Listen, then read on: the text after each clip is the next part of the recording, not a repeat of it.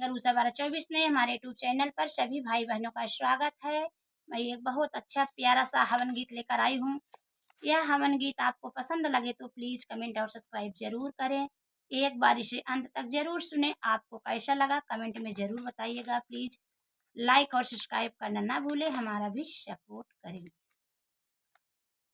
धन्य होई नवमी तिथ दिनमा हो, जहाँ होई हवनमा। धन्य होई नवमी तिथि दिनमा, हवन होई हमरे अंगनमा। धन्य होई नवमी तिथि दिनमा, हवन होई हमरे अंगनमा।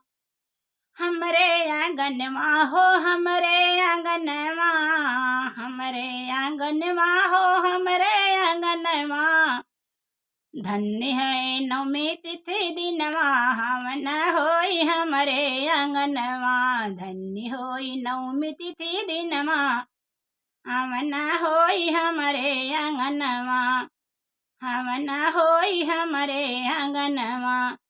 विंध्याचल धमवा से अष्टभुजी अइली, अष्टभुजी अइली हो, अष्टभुजी अइली। विंध्याचल धमवा से अष्टभुजी अइली, अष्टभुजी अइली हो, अष्टभुजी अइली। पहिरी के अढ़उल के हरवा, हवन होई हमरे आंगनवा। पहिरी के अढ़उल के हरवा, हवन होई हमरे आंगनवा। हवन होई हमरे आंगनवा। धन्य है नवमी तिथि दिनवा, हवन होई हमरो आंगनवा। धन्य है नवमी तिथि दिनवा, हवन होई हमरो आंगनवा। मैहर धमवा से सरदा मैया अइली, मैहर धमवा से सरदा मैया अइली। सरदा मैया अइली हो, सरदा मैया अइली, सरदा मैया अइली हो, सरदा मैया अइली। लइके हो ज्ञान के पेटरवा, हवन होई हमरे आंगनवा। लइके हो ज्ञान के पेटरवा, हवन होई हमरे आंगनवा। धन्य है नवमी तिथि दिनवा, हवन होई हमरे आंगनवा। यही नवमी तिथि दिनवा, हवन होई हमरे आंगनवा। हमरे आंगनवा हो, हमरे आंगनवा, हमरे आंगनवा हो, हमरे आंगनवा। धन्य ही नवमी तिथि दिनवा, हवन होई हमरे आंगनवा। हवन होई हमरे आंगनवा। पाटन धमवा से पाटन देवी अइली, पाटन धमवा से पाटन देवी अइली। पाटन देवी अइली हो, पाटन देवी अइली। पाटन धमवा से पाटन देवी अइली। पाटन देवी अइली हो, पाटन देवी अइली। पाटन देवी अइली हो, पाटन देवी अइली। लइके हो अन धन खजनवा, हवन होई हमरे आंगनवा। लइके हो अन धन खजनवा, हवन होई हमरे आंगनवा। हवन होई हमरे आंगनवा। धन्य होई नवमी तिथि दिनवा, हवन होई हमरे आंगनवा। हमरे आंगनवा हो, हमरे आंगनवा, हमरे आंगनवा हो, हमरे आंगनवा। अरे धन्य होई नवमी तिथि दिनवा, हवन होई हमरे आंगनवा।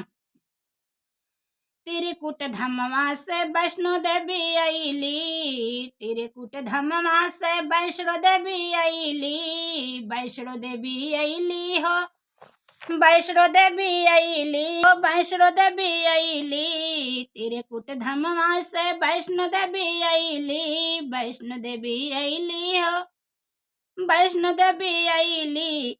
अरे पहिरी के लाल रंगा चोलवा, हवन होई हमरे आंगनवा।